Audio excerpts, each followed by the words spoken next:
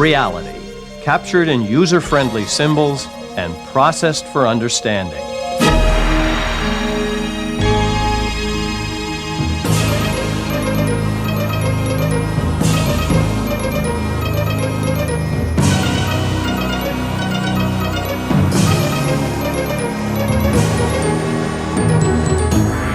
The Idea Channel. It gives me the great pleasure to present to you today Professor Milton Friedman. Thank you very much,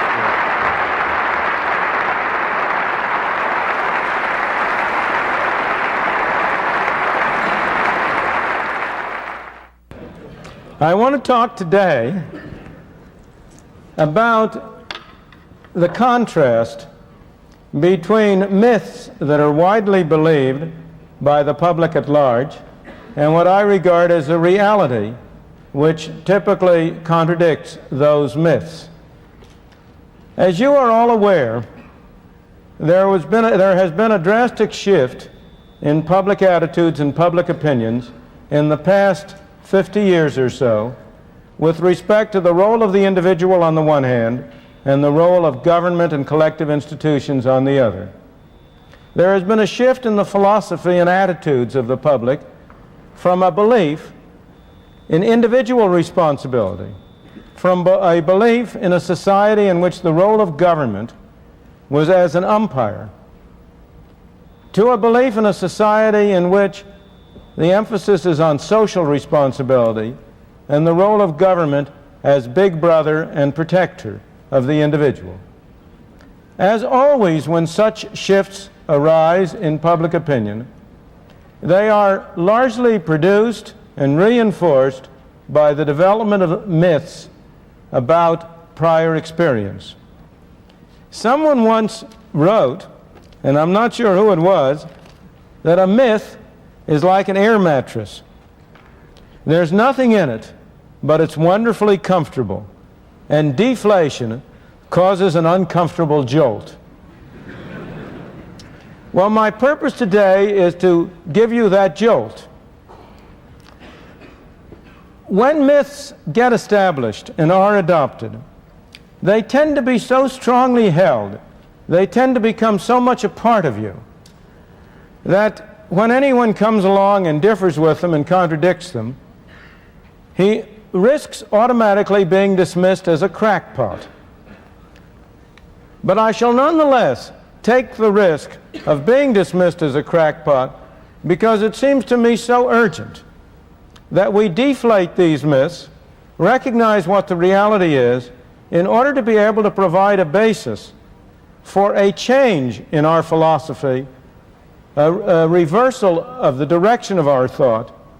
In my opinion, if we do not do so, if we continue on the road we have been going, if we continue to rely more and more on government and less on the individual, we are condemned to a future of tyranny and misery. And therefore, it seems to me essential for the future of this country that we recognize these myths for what they are and adjust our thinking to a correct perception of our present and our past. I'm encouraged in this venture by another quotation, one which comes from a 19th century American humorist by the name of Josh Billings, who wrote somewhere, "It ain't what people know that causes trouble, it's what they know that ain't so." And that's what I'm going to devote this talk to trying to tell you about some things you know that ain't so. I am going to try to cover 5 myths that are part of your thinking. And if they're not part of your thinking, they will tend to become so after you take your first course in American history. The first of those myths is a robber baron myth.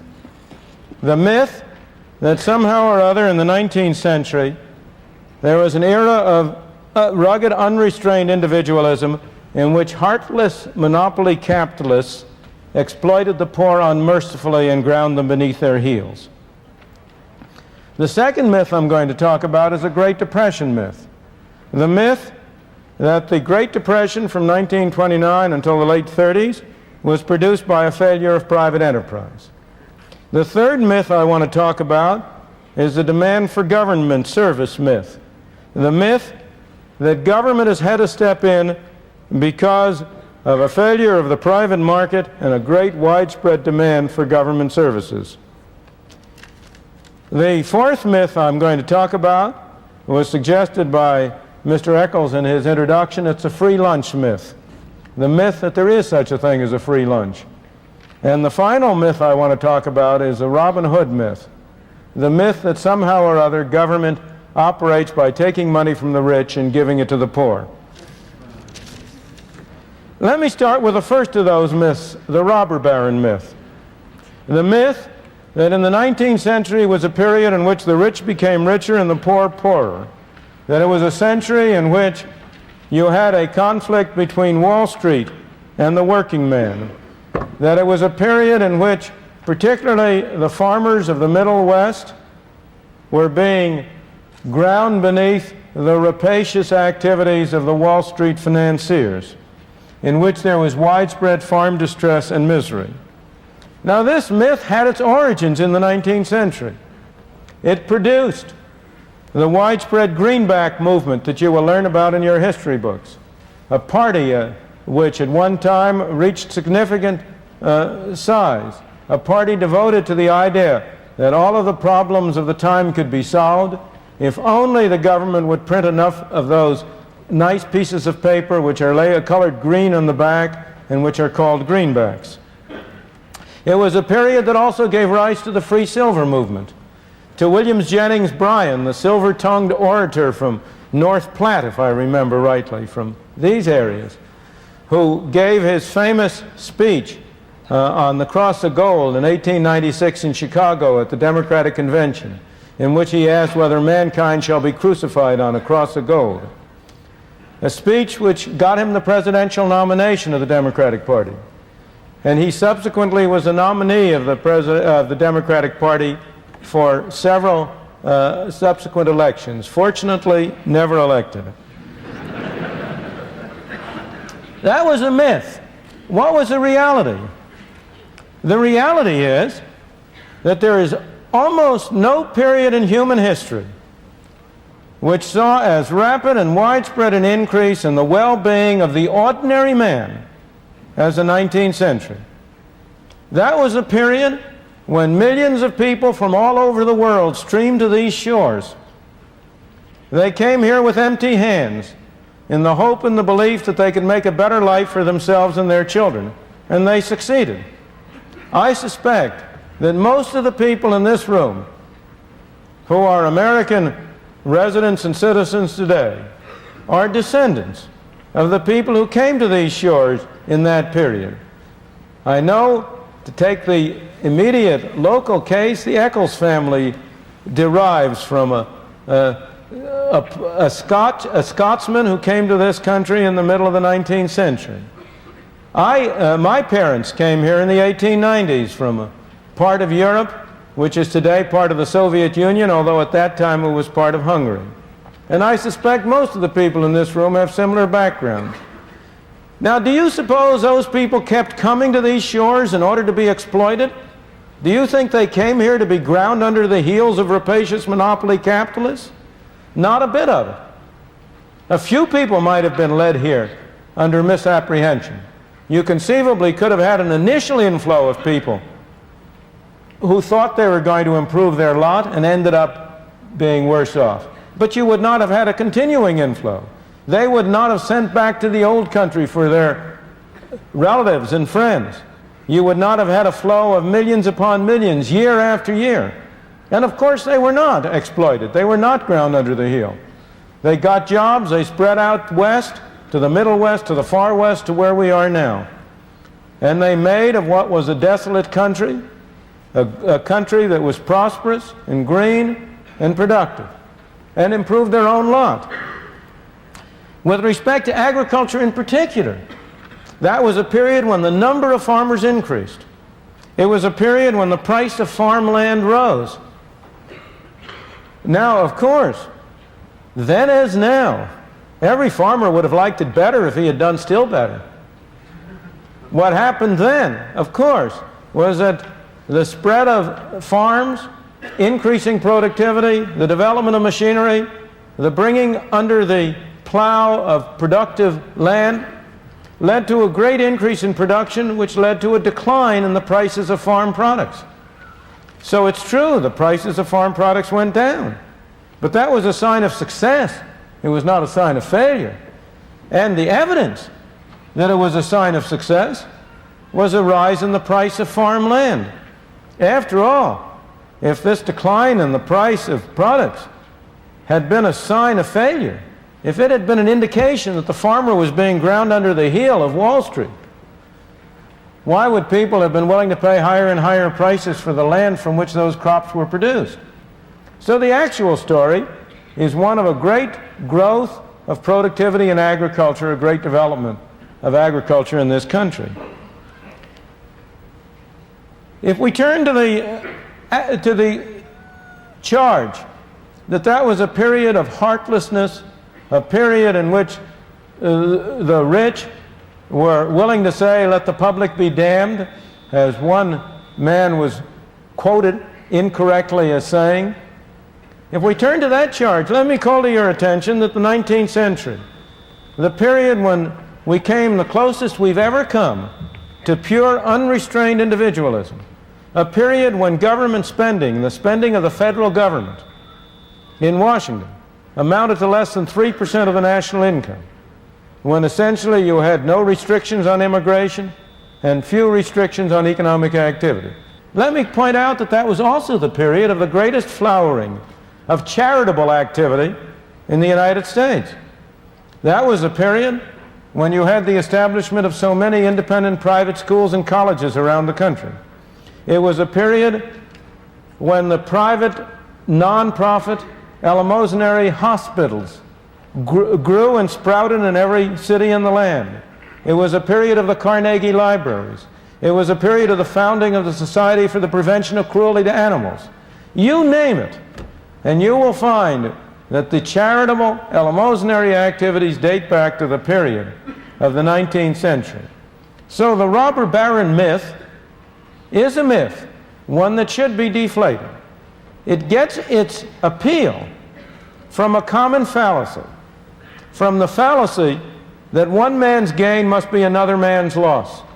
Of course it is true that many men became wealthy during that period. There were robber barons. There always are robber barons. People are people. Some are good, some are bad, some are in between. And of course, some people did try to mistreat other people. That is part of the course of history, unfortunately. But the main part of the story is that the process whereby some people became wealthy was also the process which opened up the country and provided opportunities for millions of other people to have a modest competence, to be able to improve their own lot. It was the robber barons who were instrumental in building the railroads that joined the country together, who were instrumental in developing the industries of this country, and in thereby providing the opportunities for the ordinary man to improve his lot on life. Everybody can benefit. You can have some people become wealthy, not at the expense of other people, but by enabling other people to become wealthy. We had robber barons then and we have robber barons today. But there's a big difference between the robber barons then and the robber barons today. The robber barons then primarily could get their money only if people freely gave it to them. They got their money by selling a service, and nobody had to buy it. And if people bought it, it was because it was a better service than it was before. The robber barons today are in large part able to get their money by sending a policeman to take the money out of your pocket. Now that's a figurative expression, not a literal expression. But how do you become wealthy today? By getting government assistance. To mention only one very famous example, by getting government to assign you some TV licenses.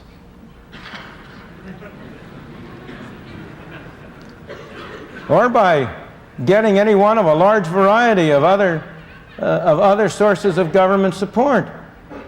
If you look at where modern wealth comes from, It almost always comes from political influence, which enables you to get benefits at the expense of the public at large. Now, that is a zero-sum game. When the money is transferred from some to others through force and coercion and the taxpayer, then it need not be that the one man's benefit is also the other man's benefit. Then it can and often is that both parties, that the party who gains, gains at the expense of the party who pays. So robber barons will always be with us. The crucial question is whether we have a form of economic organization in which one robber baron keeps the other robber baron in check, or whether we have a form of economic and political organization in which one robber baron can help the other robber baron at the expense of the public. I want to turn to the second of these myths, the Great Depression myth. There is hardly any view that is more widespread than the view that somehow or other the Great Depression was produced by a failure of private business. That view is held not only by those who are in favor of greater role of government. It is held by almost everybody. I venture to suggest that if you go to any bankers, the people who are here today at this banking conference, and if you talk to them, I venture to say 9 out of 10 of them, if they hadn't heard what I'm going to say, that 9 out of 10 of them would say, well, of course, the Great Depression was a failure of private business. It was due to an overextension, over-speculation in the 1920s, or it was due to an excessive concentration of wealth in the hands of the wealthy at the expense of the poor in the 1920s, or it was due to speculative investment abroad, or whatnot. But it was a failure of private business, and government had to step in order to rescue private business from its own failure. Nothing could be farther from the truth. The Great Depression was produced, in my opinion, and I may say this is not a random opinion. I will be glad to refer you to a several hundred-page book in which it is documented. I won't tell you who the author is. Mr. Eccles did that. It was produced, the Great Depression was produced by a failure of government, by a failure of monetary policy. It was produced by a failure of the Federal Reserve System to act in accordance with the intentions of those who established it. It was produced by a failure of the Federal Reserve System despite the presence of knowledge on the part of many of the people in the system about the right course of action. It's interesting to speculate for a moment about why this myth is so widespread. The answer is really very simple in this case. Private enterprise has no press agents. The free market has no press agents. The government has a great many press agents. The Federal Reserve has a great many press agents. And the Federal Reserve, of course, would never admit, never proclaim that it produced the Great Depression. On the contrary. And again, I don't mean to be criticizing individuals. We're talking about the way institutions operate. You and I are the same as all the rest of us. We're all the same. The hardest thing in the world is for anybody to admit that he made a mistake. If any one of us makes a mistake, we can always find somebody else to blame. And if you read, as I have for my sins had to read, the annual reports of the Federal Reserve System over a 50-year period, there's only one element of humor that lightens that task, and that is the cyclical fluctuation in the powers of the Federal Reserve. In a good year, when things are good, when the economy is booming, you will read that the Federal Reserve, by its wise policy, by its efficacious management of money, has produced this fine situation. However, let things get bad, and all of a sudden the tone of the annual report is different. Then you discover that despite the best efforts of the Federal Reserve, outside forces combined to produce difficulties. Even at the depth of the Depression in 1933, when, in the spring of that year, the Federal Reserve System which had been established in order to prevent banking panics and keep banks from closing, when the Federal Reserve System itself closed its doors, and you had a banking holiday for 7 days. And when, over the previous 3 years, a third of the banks of this country closed their doors and went broke, because, in my opinion, of the poor policy followed by the Federal Reserve System. Even in 1933, if you read the annual report, you will discover how much worse things would have been if the Federal Reserve hadn't behaved so well. Now, as I say, I don't blame the members of the Federal Reserve for that. Any one of us would do the same thing. We have to find somebody to blame. But as an objective scholar, I can tell you what the facts are. The facts were that from 1929 to 1933, the total quantity of money in the United States, the amount of currency, the amount of bank deposits, what Mr. Eccles referred to as M2, that total amount of money declined by 1/3. The total number of banks went down by 1/3. And why did the quantity of money decline? It declined because the Federal Reserve System failed to prevent the decline. The Federal Reserve System could have prevented the decline at all times. There never was a moment during that period when the Federal Reserve did not have the power to prevent the decline in the quantity of money. If it had prevented the decline in the quantity of money, you might still have had a recession, but it would have been a garden variety recession. It would have been over in the middle of 1930 or early in 31 at the latest. It would not have been the major catastrophe, not only for this country but throughout the rest of the world. Moreover, this is not only hindsight. At all times, the people at the Federal Reserve Bank of New York and at a number of other banks were pleading with the Federal Reserve Board in Washington to do the right thing. At all times, there were people in Congress who were arguing that the Federal Reserve System should take a different course. At all times, there were outside commentators. One of the Canadian banks was particularly prescient, but there were other commentators who were pointing out the disastrous effects on the American economy of the restrictive policies that the Federal Reserve System was following, and which was permitting and facilitating a whole series of bank runs. So the Great Depression was not produced by a failure of business. On the contrary, it was produced by a failure of government, and a failure of government in an area in which responsibility had been assigned to government since the founding of this country. The Constitution of the United States. It gives Congress the power to coin money and set the value thereof. And it was in the management of this fundamental function of government that government failed and produced the Great Depression. We have learned from that failure. The Federal Reserve will not fail in the same way again. This time it will fail in a different way. This time it has been failing, not by producing a Great Depression, but by producing an inflation.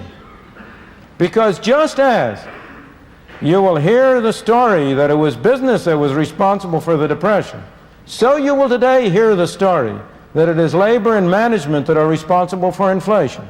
It is the same kind of a myth. Inflation is made in one place and one place only, Washington, D.C. And in Washington, D.C., the chief source, immediate source of inflation is a Greek temple on Constitution Avenue, which houses the Federal Reserve Board. An accomplice, and a major accomplice, of course, sits in the halls of Congress in Washington. They are a major accomplice because you tell them to be. The American people have been telling Congress for many years, spend more money on us, please. But they've been telling us, don't raise our taxes. Congress has been listening. It's been spending more money on you. But on the other hand, it's been very unwilling to raise taxes. As a result, it has imposed inflation as a tax. That's one tax that you don't have to vote for, but you have to pay. Let me turn to the third of the myths I want to cover. This is a myth closely related to the Great Depression myth. It is a myth that somehow or other the private market has failed to provide certain important services. And the government has had to step in response to an overwhelming public demand in order to provide those services. The reality is very different. The reality is that if you look at every program that the government has adopted in the direction of extending its scope, it took an enormous propaganda campaign by special propaganda groups to get those measures passed. There was no underlying public demand for those measures.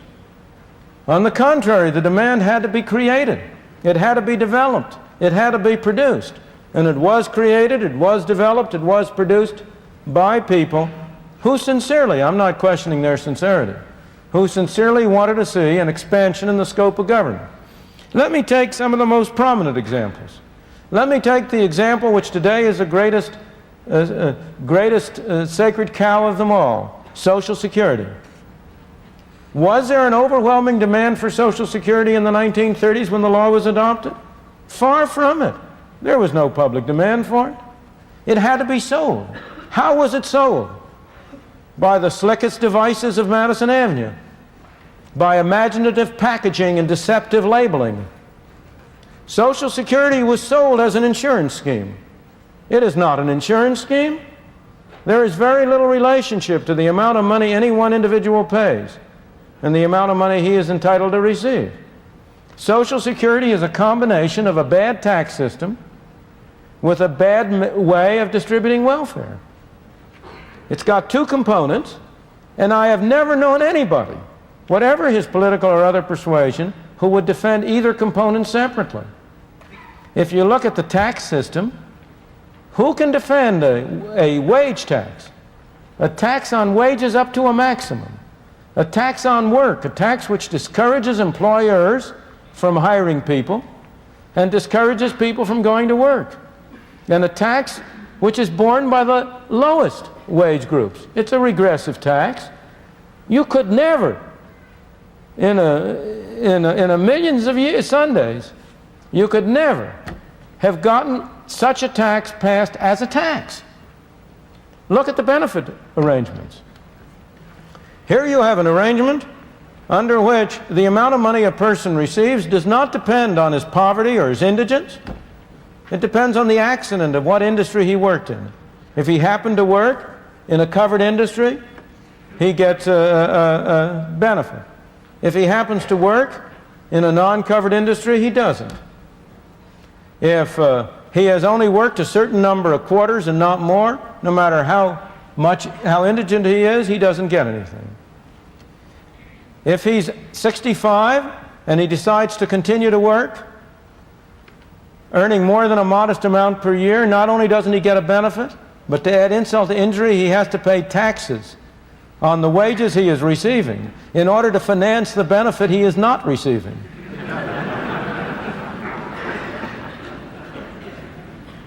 If a man who is 65 years old has $1 million in income from property, he is entitled and doesn't work, he gets his full Social Security benefit, tax-free.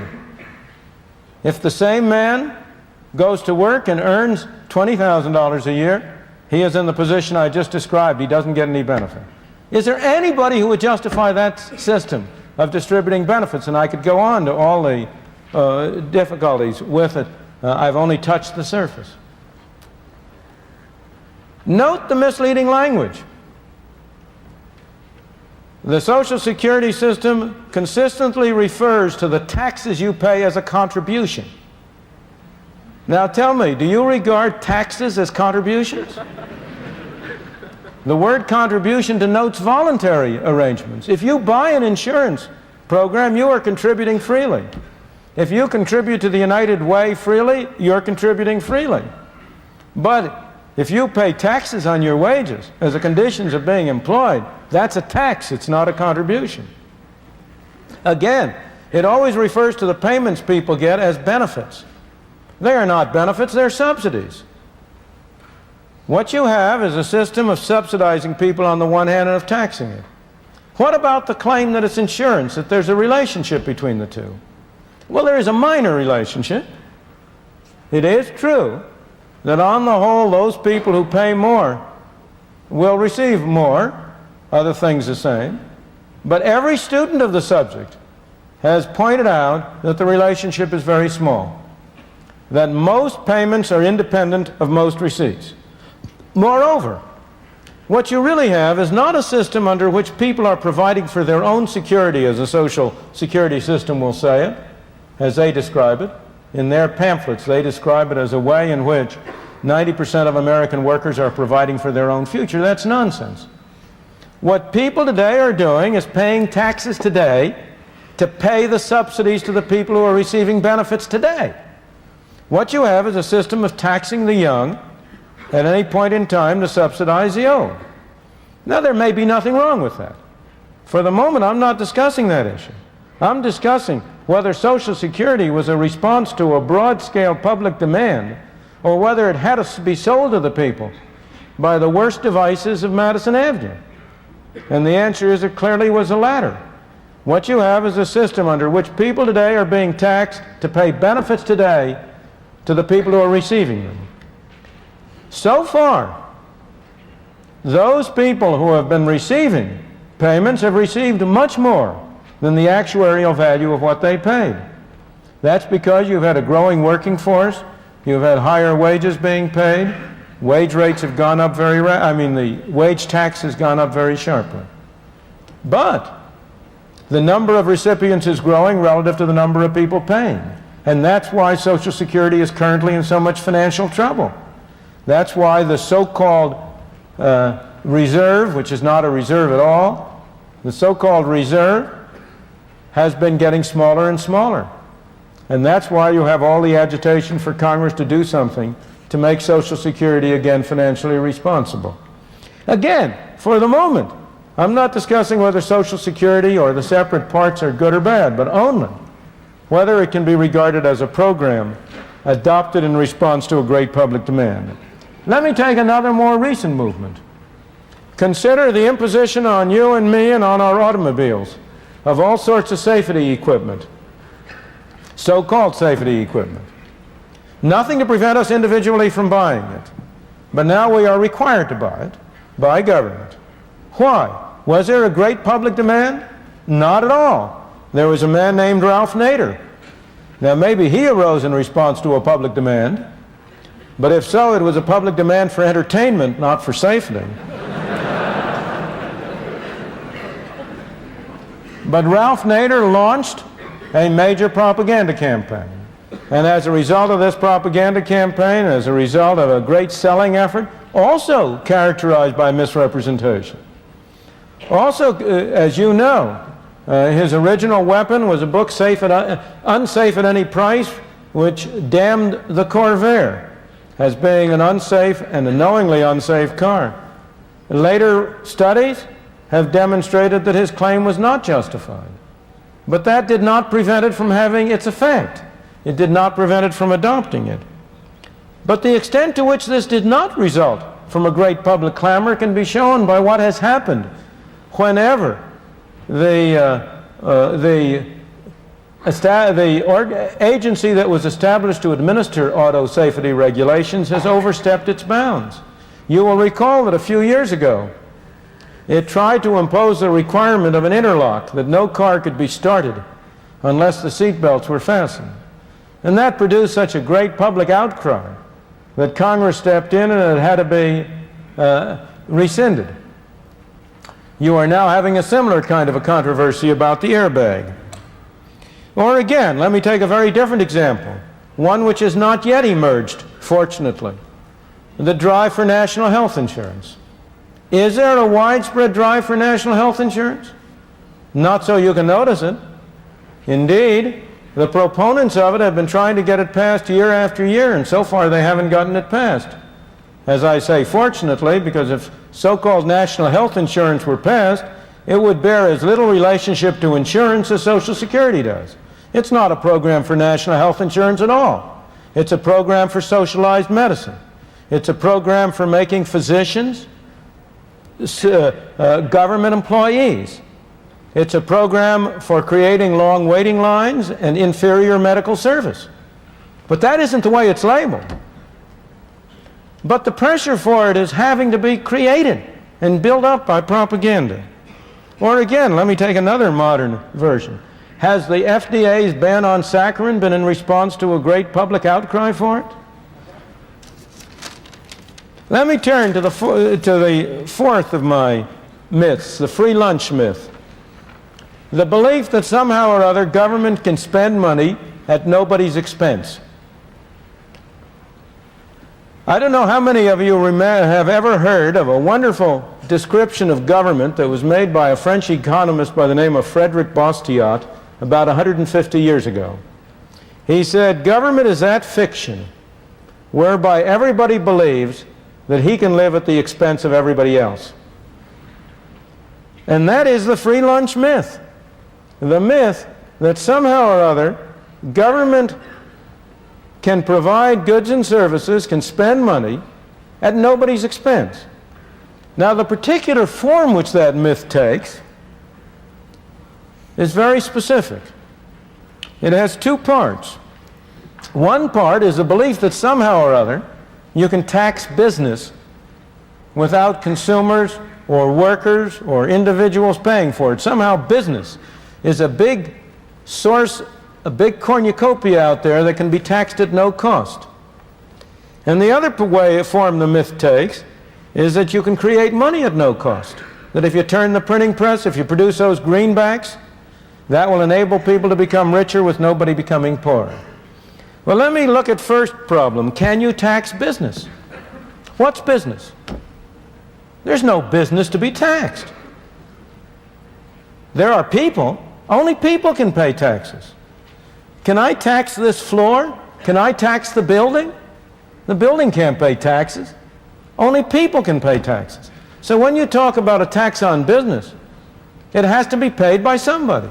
Either it's paid by the stockholder, or it's paid by the customer, or it's paid by the worker. There's no other way it can come from. There's no Santa Claus, no tooth fairy that's going to provide a source by which the government can spend money that doesn't come from somebody. Somebody has to pay. And yet, over and over again, you hear the claim, oh, we must not increase taxes on individuals, we'll increase taxes on business, in connection with the current discussion of Social Security. This fiction arises. There is a fiction that the Social Security tax is half on the individual and half on the employer. It's that the individual only pays 5.75%, the employer pays an equal amount. That's nonsense. That's bookkeeping. That's not economics. That's not reality. The part that the employer pays is part of his wage cost. If an employer considers whether it's worth his while to hire an additional worker, he has to consider as part of his cost not only what he pays to the worker, but also the extra taxes he will have to pay to the government. It makes no difference to the employer at all if he pays the worker a bigger check and the worker pays a larger part of that directly to the government, or he pays a worker a smaller check, but in addition has to send a check to Washington. What matters to him is the total number of dollars it costs him to hire an additional person. So the fact is, the logic is, the reason is, that the so-called tax on the employer is paid by the employee. Now, this has always been clear from economic reasoning, general economic reasoning, but it has also been subjected to empirical test. And a book even from that temple of belief in greater and bigger government, the Brookings Institution in Washington, published a couple of years ago, demonstrated empirically that the tax on the employer was really paid by the employee, that it was shifted to the employee, and it can't be any other way, as you will see if you think about it. So business doesn't pay that tax. And yet, despite this, you have the great move in Congress right now in remedying the problem of Social Security to impose a larger fraction of the tax on business on the alleged grounds that somehow or other that spares the worker. It doesn't have any such effect. It reduces the incentive to hire people and thus is imposed on the worker. But again, if you look at the taxing corporate profits, the distinction you have to draw is between who writes the check and who fundamentally bears the cost. It may well be that an official of a corporation writes the check for the tax on profits, so-called profits. He writes the check, but who pays it? He doesn't pay it. Here is a poor fellow who may be earning a modest competence. He may be writing a check for $10 million. That isn't coming out of his hide. Where's that $10 million coming from? It has to come from the proceeds of the goods and services which the enterprise sells. And that $10 million is $10 million less available either for cutting prices or for paying out dividends or for paying wages and salaries. The tax is borne by people. And for this reason, I must say, I have always myself been strongly in favor of eliminating altogether the tax on corporations. So it's open and above board that you are taxing people and that you do not conceal that fact by appearing to tax corporations. Well, again, with respect to money, can you print money at no cost? It's very cheap to turn out those pieces of paper. But does that get society something for nothing? Not at all. It's simply a different form of taxation. If you print money, people have more money to spend. If they spend more money on the same amount of goods, prices go up. And in effect, everybody is paying a tax through inflation. Once again, it's only a form of taxation. Let me turn to my final myth, because it is in some ways the most pervasive, the most dangerous, and the most deep-seated. That is a Robin Hood myth. The myth that government has benefited the poor at the expense of the rich. That's the myth. Those are the terms on which many a governmental program is sold. What is the reality? The reality has been described in an article in the Journal of Law and Economics by my colleague George Stigler under the title of Director's Law. And Director is the name of Aaron Director, who was a professor at the University of Chicago Law School. And I might also say my brother-in-law. Director's law is that almost invariably government programs benefit the middle income class at the expense of the very poor and the very rich. Now, that may seem to you strange, but let me first explain why it makes logical sense, and second, give you some empirical evidence, starting right here at home with higher education and the state financing of higher education. On the logical level, you have a political system under which laws are passed by 51% of the people voting one way against 49% of the people. Now, the way to get a law passed, therefore, is to form a coalition covering 51% of the people.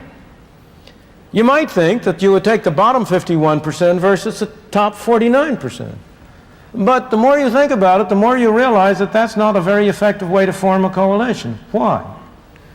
Because those people who are at the bottom tend to be much less skillful in political activity for the very reasons that leave them at the bottom in the economic scale.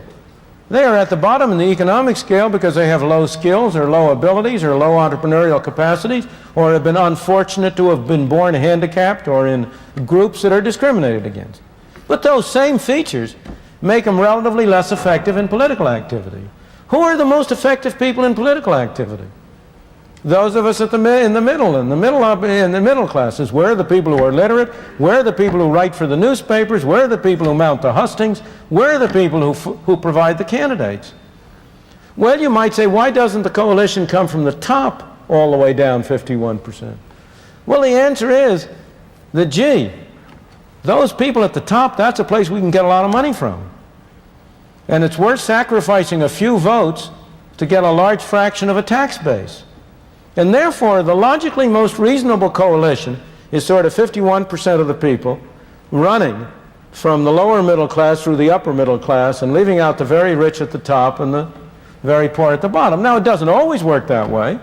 Sometimes the very rich are able to use their money to get an effective coalition, but most of the time that's the way it works.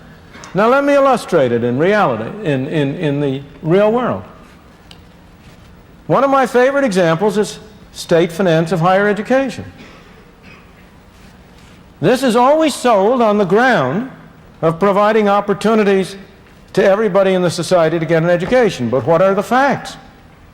I doubt that there is any program financed by government in the United States which is as regressive in its impact and its financial impact as the financing of higher schooling. Who are the people who go to school? Who are the people who are attending this university? Mostly people who come from middle, upper middle, or lower middle income class families. If there are a few among you who come from lower income families, you are going to be among the middle and upper income classes. You are the richer among the poor. They are the people who go to school. They are the people who get the benefit from it. Your training here will enable you to get higher incomes than you otherwise could. Who pays for it? Well, you pay for it, and your family and friends pay for it, not through tuition.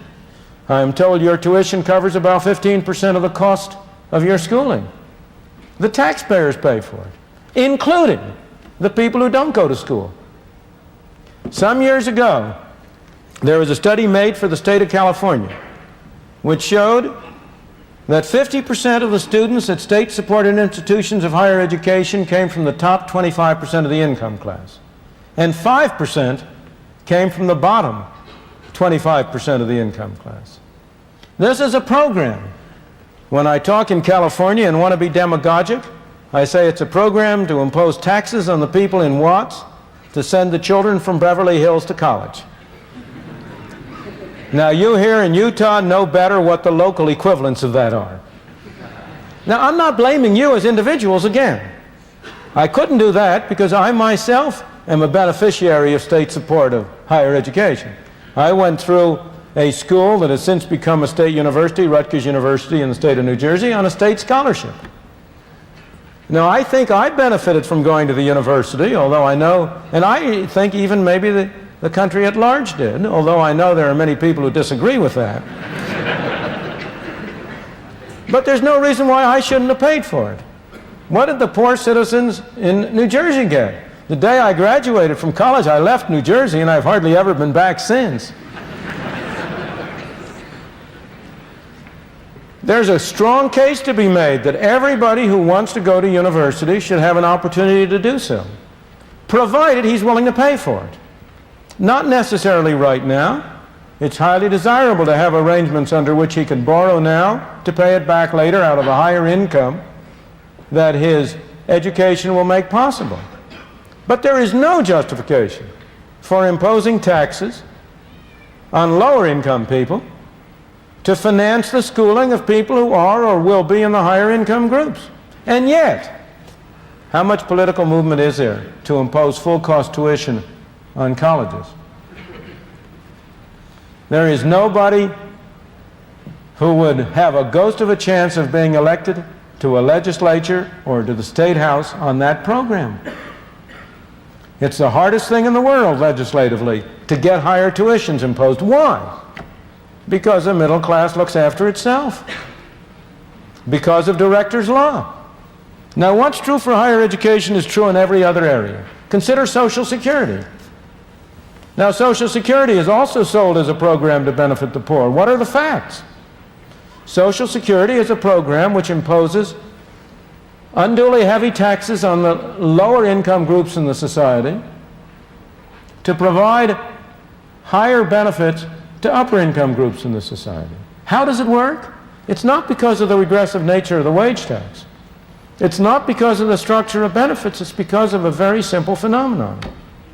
At what age do younger men from the lower classes go to work? 16, 17, 18, 19. That's when they start to pay Social Security taxes. At what age are you people going to go to work and start paying Social Security taxes? Some of you may, in part-time jobs, have been doing so.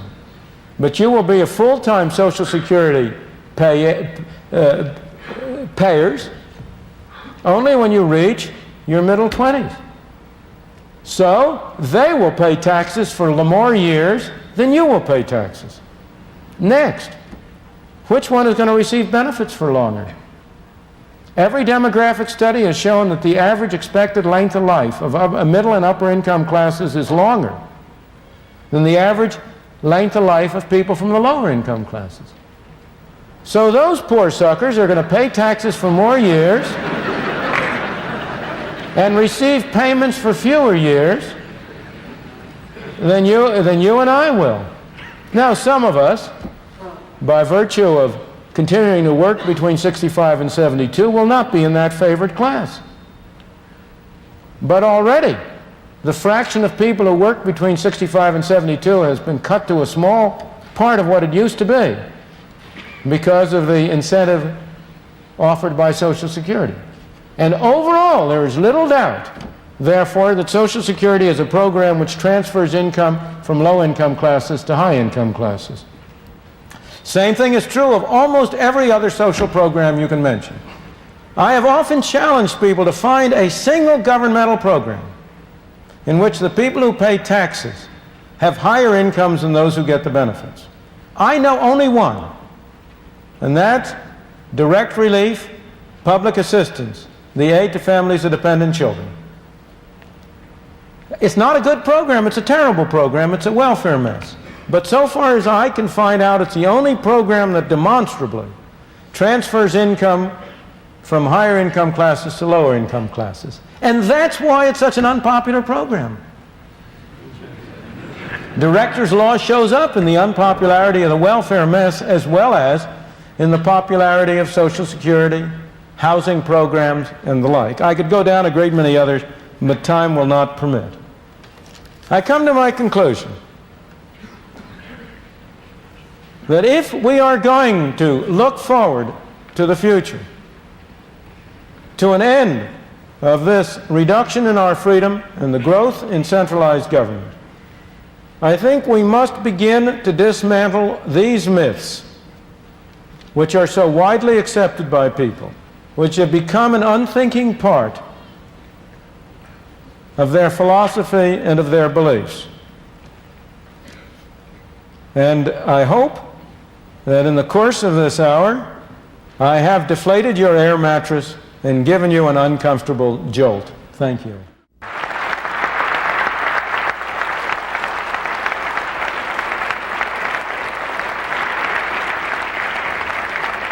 Thank you.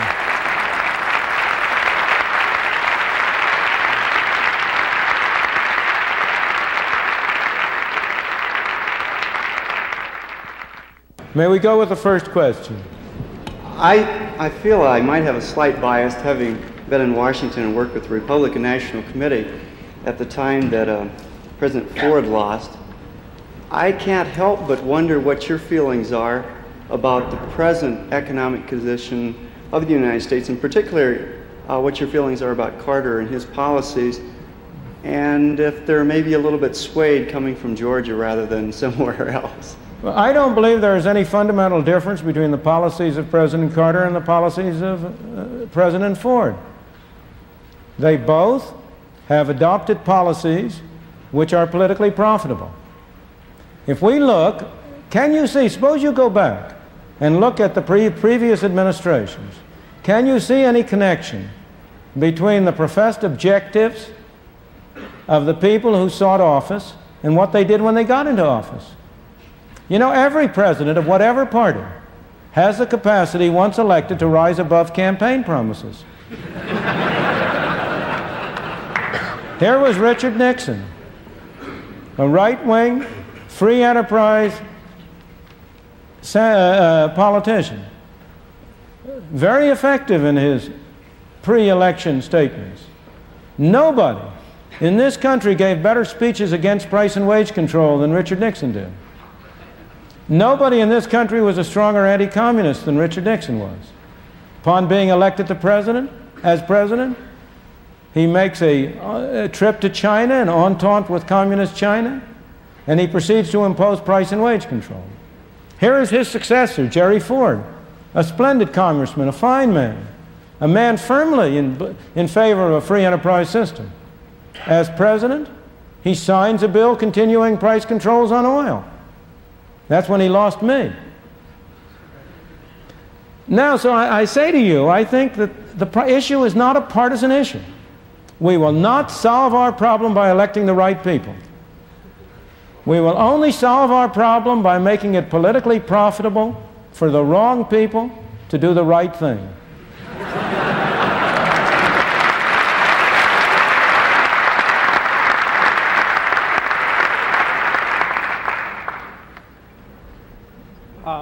How do you do? In light of pressures from the ecology and population, how should this alter the economic policies of our country? We have spent the past 2 days driving across the Middle West, the empty spaces of Nebraska and of Wyoming, and I must say pressures of ecology and population were not very obvious to us as we drove across. I think there are real problems. There are no problems of population. The United States is an underpopulated country by the standards of almost any place in the world. Now, I'm not saying it's desirable to have a bigger population. I think that's a false issue so far as the United States is concerned. That what is desirable is to have a system under which parents, people who choose to have children, bear the costs and the full responsibilities of those children. And I think if we have a system of that kind, under which you do not artificially encourage population or artificially discourage population, why then you will tend to have about the right population. The figment of Malthusianism is very real in some parts of the world, but it has not been real in the advanced countries of the world. It has not been real in Great Britain, it has not been real in Japan, it has not been real in the United States. The rate of population growth in the United States has been slowing down, as you know. So I do not believe there is really a real problem of population. In fact, as you know, most of this country has fewer people per acre now than it did 100 years ago. People have voluntarily chosen to concentrate in large agglomerations in big cities. And then they complain that there are big cities. Now, the ecology problem, the problem of pollution and of maintaining clean water and clean air, that's a very real problem. That's not the same as a population problem, not at all. There, too, a large part of our problem arises from governmental measures that have had the opposite effects to those which are desired. Let me give you a very simple example right now. There's a big hue and cry about the steel industry and about imposing tariffs on higher tariffs or import quotas on steel. Now, every ecologist in this country ought to be on the right side of that issue, which is a free trade issue. If Japan chooses to subsidize the export of clean air to the United States, why should we object? Isn't that what it's doing when it sends steel here? But here, we have this great hue and cry that we should somehow or other subsidize steel, either by tariffs or quotas or in other ways, to enable steel to produce both its product and its pollution at home. Now, personally, I'm just in favor of free trade. I want even rules. I don't want to give any subsidy to pollution. On the contrary, I would like to tax those activities that create pollution. But we're going about it in a very foolish and unwise fashion. We're going about it by trying to regulate the equipment which people use. And that's a very bad way to do it. Far better to impose an effluent tax and then leave it to the ingenuity of people to minimize the cost. So there is a real problem about pollution and ecology. It's not a growing problem. Make no mistake about it. The only reason we have so much more attention to ecology and pollution today than we did 50 or 75 years ago is that we're rich enough to be able to afford the luxury. The water is cleaner today and safer to drink than it was 100 years ago, not only in the United States but all over the world. The air is cleaner today. The automobile has been a source of less pollution, not more. Have you ever seen any calculations of what the streets of our big cities would look like if we were still using horses to pull things? So there is a real problem. And the fact that we are rich enough means that we should pay attention to that problem. We can afford to do something more about it than we did earlier. But we must not go down the haywire and create more myths that somehow or other we've been destroying an untroubled continent. You know, there are more acres of woods growing now than there were 100 years ago, because it has been profitable to grow wood for lumber. The greatest protection of wildlife has not come from governmental measures to protect wildlife. It has come from the Audubon Society and from other private associations, and it has come, interestingly enough, from the people who are providing for profit private hunting preserves. This has given them an incentive to establish wildlife sanctuaries privately in Canada to preserve the source of the birds and so on which other people hunt. So all I'm saying to you is there's a real problem here, but put it in perspective. And don't think that the answer is always another governmental law which will restrict the freedom of people to use their own resources. Thank you. Can we have the next question? All economists seem very rhetorical on history and things past. And based on present economic conditions, Doctor, I would like to impose on you as a revelator and seer, where do you think we are going as a nation in what time period? Well, I will be glad to answer that. But the answer has to be divided into two parts. It's possible to state fairly clearly where we're going in the next year or two. But where we're going to go over a longer period than that is not written in the books. It's not foreordained. It depends on us. We are still masters of our own destiny. There is no determinism which dictated 5,000 years ago where we were going to be next year or the next 10 years. And so the question of what happens over the next 10, 20 years depends on whether the American people continue to move in the direction of bigger government and more government control, or whether we have a change in attitudes and beliefs, and we have a pressure on government to hold it down to size, to cut it back, to give more room for individual freedom. But now, so far as the next year or two is concerned, I'll be glad to respond, because there you can see pretty well what's in the pipeline. We are in the final, we are a little more than 2.5 years down the road of an expansion which started in March or April or May of 1975. On the average, over the post-war period, those expansions have lasted about 3.5 years. So we have about another year to go on the average.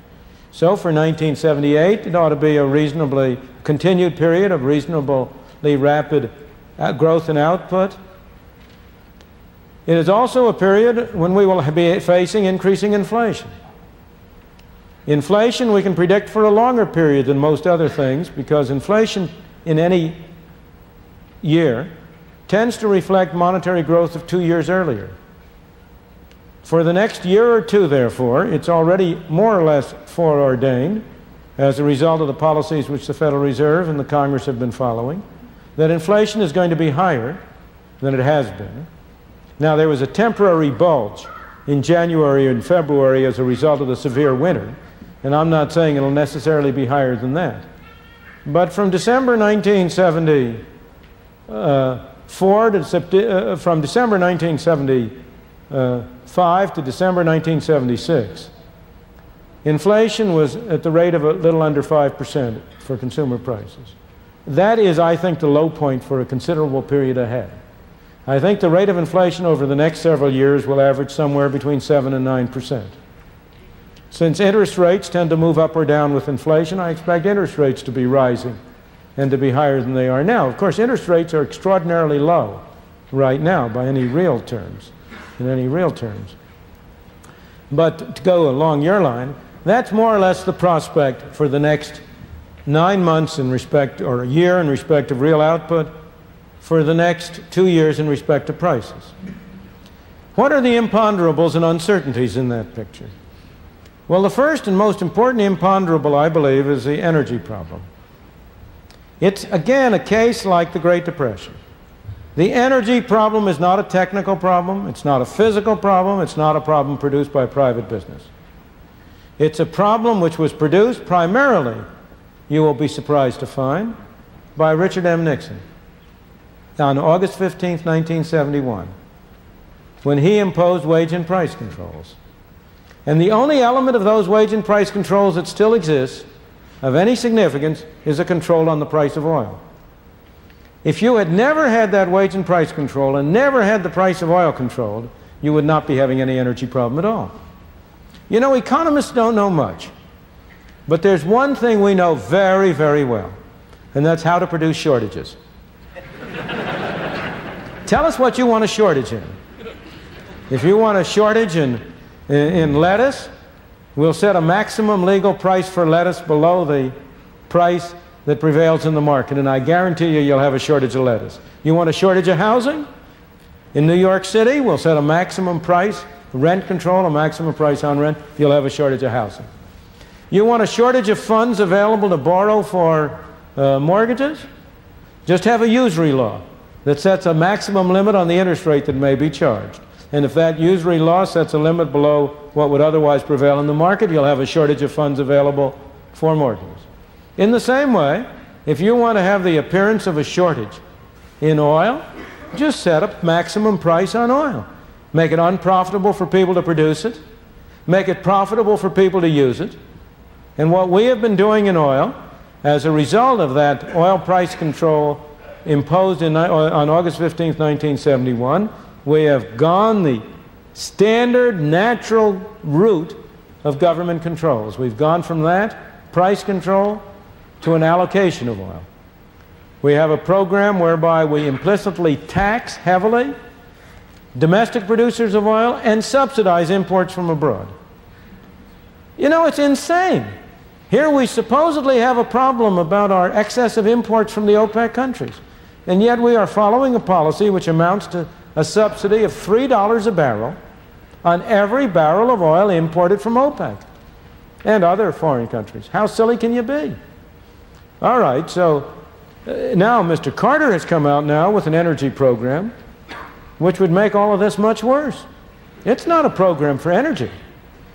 It's another case of misleading labeling, of misleading advertising. It's a tax program. It's a major, major tax program, which would make the energy problem worse, not better. It would reduce the incentive to produce energy. It would lead to a wasteful use of energy. If that energy program were adopted, which fortunately it looks as if it will not be, then I might very well change the forecast I've been giving you. Then I might expect a recession to develop in 1978, and I might expect under those circumstances double-digit inflation by 1979. But as I say, fortunately, that program is not going to be adopted. However, unfortunately, a sensible program isn't going to be adopted either. We're going to continue, I'm afraid, with our present program, which will have the effect of sort of mildly hobbling us, supporting OPEC, enabling that cartel to last longer than it otherwise would. At any rate, what happens in that energy area is a major imponderable for the short term. Now, to go to the long-term prospect, that depends, as I say, entirely on what we do. If we continue down our present path, then if you want to see what's going to happen to us, just look at the history of Britain over the past 10 years. We've been following exactly the same path Britain has. We're about 15 years behind them. That is to say, about 15 years ago, the British government was spending the same fraction of their national income as our governments are now spending of ours. And that has produced, as you know, in Britain, inflation, financial difficulties, near collapse of the economy. Or if you don't want to go so far afield for an example, look at New York City. New York City is the most advanced welfare state community in the country. And that has produced in New York City increasing financial difficulties, an increasing loss of control by the citizens of New York over their own destiny. That's where we're headed if we keep on our present line. On the other hand, If we stop this and turn around and start going in the other way, this is a great country. We have great resources. We have an able, energetic, skillful people. We have lots of land. We have lots of know-how. There is no reason why we cannot continue on the path of increasing prosperity and increasing freedom that has characterized so much of our history. So I'm not going to predict which of these two paths we'll go down. Those are the alternatives. Thank you for your question. Let's have the next one.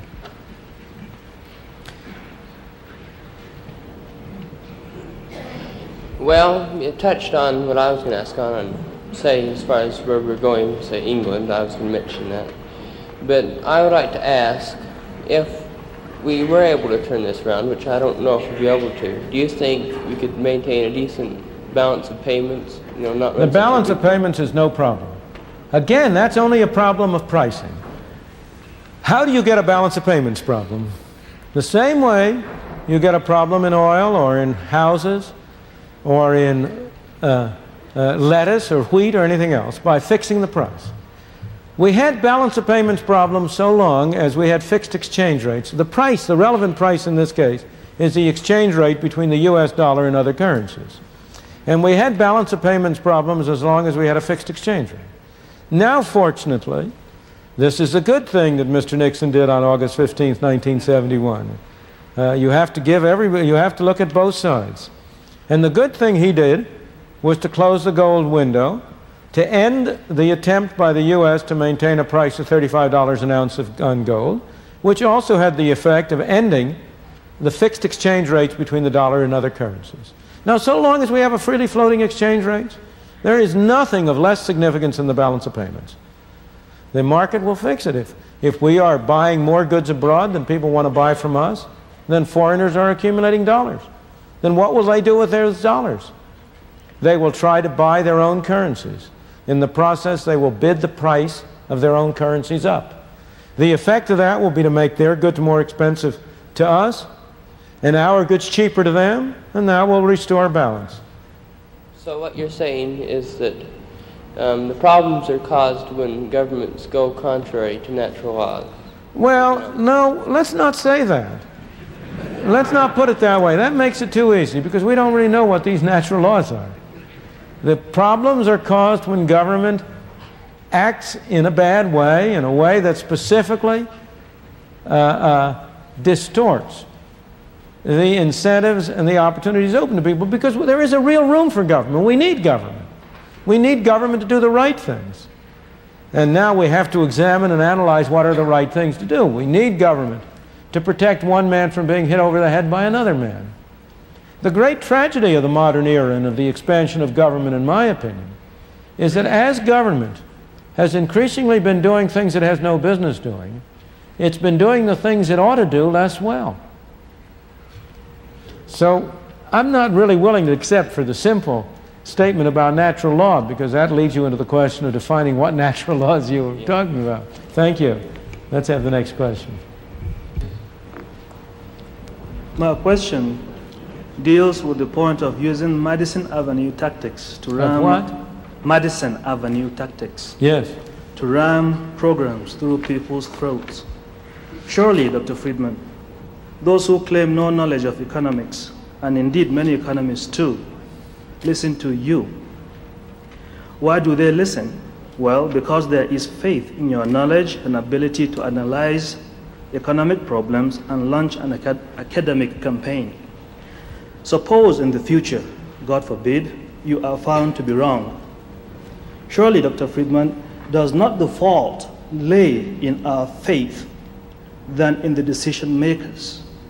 Does not the myth then grow out of the faith, the same faith we used to believe in you now? Yes, it does. But there's a big difference. Quite a difference. See, I don't have any objection to Madison Avenue tactics. I think advertising serves a very useful function, so long as it's competitive. I think it's fine for me to be able to talk to you as long as other people can talk to you and you can hear other views and you can make up your mind. The thing I object to about government use of Madison Avenue tactics is that it is unrestrained and it doesn't have effective competition. and that it is financed, not voluntarily, not by the people who buy the product. That you and I have to pay taxes to hire people to persuade us to pay still more taxes. That's the feature of it that I object to. I have no objection to individuals in their private capacity getting up on platforms as I'm getting up on this one to try to persuade people of one view or another. But should the people you and I pay with taxes be in that position? Should we have employees of the Social Security Board sending around propaganda for extending Social Security? Is that an appropriate use of governmental money? I don't think so. And that's what I object to. It is not. But aren't the people supposed to be intelligent enough to know deceit from truth? No.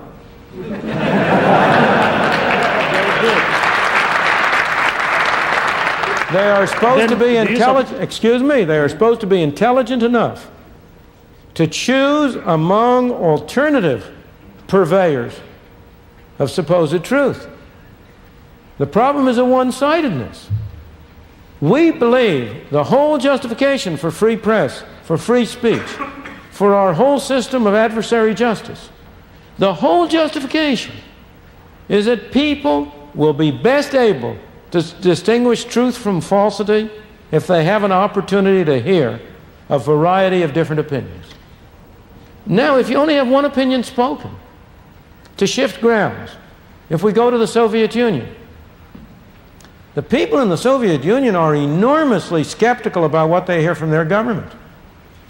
But they cannot know the truth because they don't hear it. They have to conjecture what is the truth because they only hear one side. They don't believe that. Don't misunderstand me. They become experts at reading between the lines. But they still don't have access to the full variety of opinion which would enable them to choose and decide intelligently and reasonably about what's right. So let's by all means have a clash of opinion. Let different beliefs clash in the marketplace of ideas. But let's not have a monopoly or subsidization of one brand of ideas versus another. Let's see if we can get one more question in. Yes, so you mentioned about the imports of steel. Yeah. I'd like to allude to that. We hear from the American steel industry that in Japan, for instance, steel producers are producing at less than cost with support of the government so as to keep employment up there. And as a result, the American steel industry here is not going to be able to compete. So they're going to shut down and we're going to have higher unemployment here. What is your answer to that? Well, that's a very good question, and it's a very easy answer. Because I may say the answer I'm giving is not my answer. It was the answer that was given by Adam Smith, the man whose face appears on my tie, I may say. It was given by Adam Smith in 1776 in The Wealth of Nations. From that time to this, hardly any professional economist has believed in tariffs or protection or anything but free trade. But the answer is very straightforward.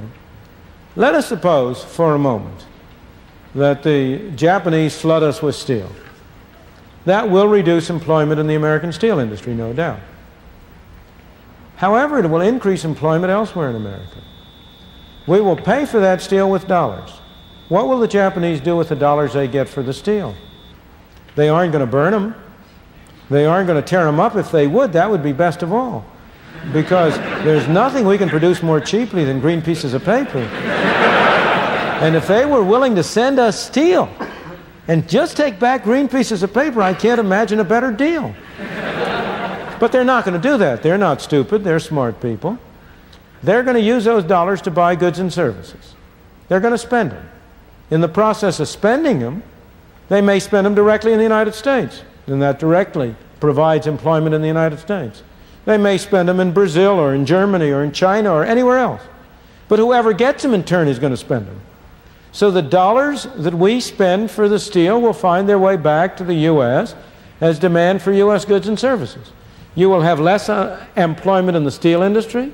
You will have more employment in the industries producing the goods we export. Overall, total employment will not be affected. But overall, the American consumer will be benefited because he will get the steel more cheaply and the goods made from the steel more cheaply than he otherwise would. That's the benefit to the American consumer. Now, why is the steel industry and similar industries, why are they so effective in their campaigns for protection? Because of a very common problem that affects not only this but lots else, and that is the difference between the visible and the invisible. The people who are going to lose their jobs in steel are very visible. They're a collective group. You can name their names. Suppose we restrict imports from Japan. Then people are going to lose their jobs in these export industries. They will be widely spread over the country. You and I couldn't name one person. But that doesn't mean they're any less real. But the greater propaganda effect of the steel industry is because you can set the visible is a more potent political force than the invisible people who will lose their jobs. I urge on those people who think there's some sense to the steel industry argument to consider it in a more absurd setting. You very often bring out the logic of an argument by carrying it to an extreme. You know, you could have a great employment in the city of Logan, Utah, of people growing bananas in hothouses. If we had a high enough tariff on the import of bananas, it could become profitable to build hothouses and grow bananas in those hothouses. That would give employment. Would that be a sensible thing to do? If that isn't sensible, then neither is it sensible to artificially restrict the import of steel. Now, with respect to the charge that the Japanese government is subsidizing the export of steel, number one, is very dubious that it's true, but suppose it were true. Then that would be a foolish thing for the Japanese to do from their own point of view. But why should we object to their giving us foreign aid? We've given them quite a bit. Thank you.